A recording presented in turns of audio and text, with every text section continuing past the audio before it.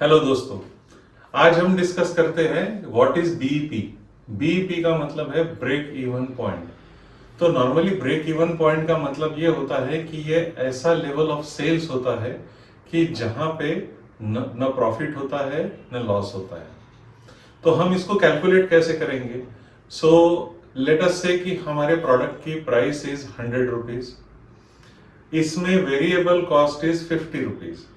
Variable cost का मतलब होता है ऐसी कॉस्ट जो हमारा सेल अगर बढ़ेगा तो उसके साथ साथ बढ़ेगी, या अगर सेल कम होगा तो उसके साथ साथ उतनी ही रहेगी। मतलब अगर 100 रुपए की प्राइस का कोई प्रोडक्ट बेचेंगे तो उसकी हो सकता है परचेस प्राइस 50 रुपए है, इसलिए हम उसको कहेंगे वेरिएबल कॉस्ट। अब समझ लीजिए कि 100 रुपए का प्राइस है सेल प्राइस, उसमें 50 रुपए हमारा वेरिएबल कॉस्ट है, तो 50 रुपए हो गया हमारा contribution. Now why this 50 is called as contribution. Contribution का मतलब होता है it is a contribution by the sale price towards recovery of fixed cost, मतलब और एंड प्रॉफिट। तो ये 50 रुपए एक आइटम हम बेचते हैं तो 50 रुपए ये कॉन्ट्रीब्यूशन है आपको, अगर फिक्स्ड कॉस्ट रिकवर करनी है और अपना प्रॉफिट कमाना है उसके लिए। अब इसके बाद हम देखेंगे कि हमारी फिक्स्ड कॉस्ट कितनी है। फिक्स्ड कॉस्ट का मतलब क्या है कि सेल बढ़े चाहे कम हो वो फिक्स रहती है, इसको हम कहते हैं फिक्स्ड कॉस्ट। तो लेट अस अंडरस्टैंड कि अगर हम ये मान ले कि हमारी फिक्स्ड कॉस्ट है 50 लाख रुपए साल की, तो हमारा कंट्रीब्यूशन कितना है 50 रुपए पर यूनिट।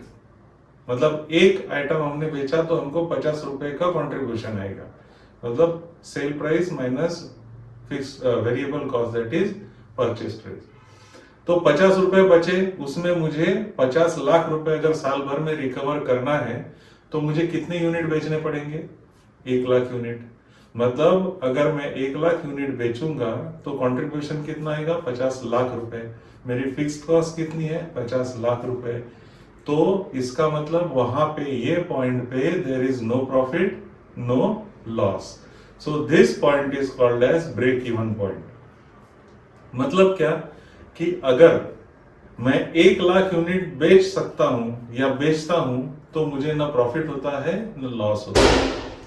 अब एज ए एसएमई ओनर हमारे लिए ये ब्रेक इवन पॉइंट जो है ये दो तरह से इंपॉर्टेंट है। एक तो ये 1 लाख यूनिट्स में साल में कितने जल्दी बेच लेता हूं, मतलब अगर समझ लीजिए ये 1 लाख यूनिट्स मैंने 6 महीने में बेच दिए, तो मतलब आगे के 6 महीने में 50 रुपए का जो कंट्रीब्यूशन है वो पूरा प्रॉफिट है, क्योंकि मेरी फिक्स कॉस्ट तो 6 महीने में रिकवर हो गई, राइट।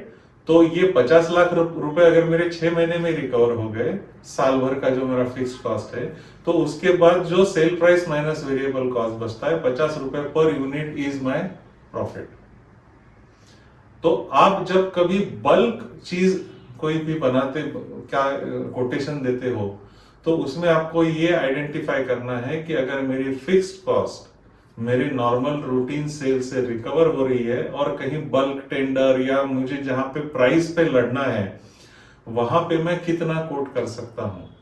तो 50 रुपए ही आपकी वेरिएबल कॉस्ट है, उसके ऊपर 10 रुपए 5 रुपए भी आप लगा के वहां बेच दे तो भी आपका प्रॉफिट है, अगर आप अपनी फिक्स कॉस्ट रिकवर कर रहे हो तो हो सकता है कि normal sale price is 50, normal price is 100, लेकिन आप बल्क में कोई आपको ऑर्डर मिल रहा है इसलिए 60 या 70 रुपए में भी अगर वहां पे कोट कर दे तो भी आपको 10-20 रुपए उसमें प्रॉफिट पर यूनिट हो सकता है।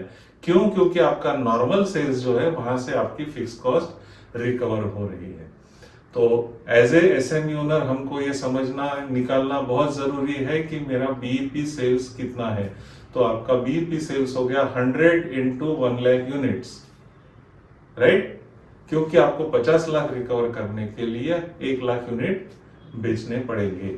मतलब 1 करोड़ ही आपका बीईपी सेल्स है। 1 करोड़ अगर सेल आप नहीं कर पाए तो आप लॉस में हैं।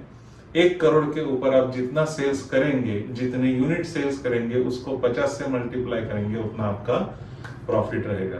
तो हमारे को एज ए एसएमई ओनर ये बीईपी सेल्स या BEP level of units of sales मालूम नहीं है, तो हो सकता है कि हम गट फीलिंग पे बिजनेस करेंगे।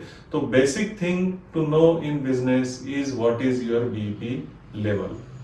अगर मैं आशा करता हूं कि ये बीईपी लेवल समझ के अगर आप बिजनेस करेंगे तो आपकी बैलेंस शीट भी एक खुश बैलेंस शीट रहेगी, हैप्पी बैलेंस शीट रहेगी। Wish you a very happy balance sheet.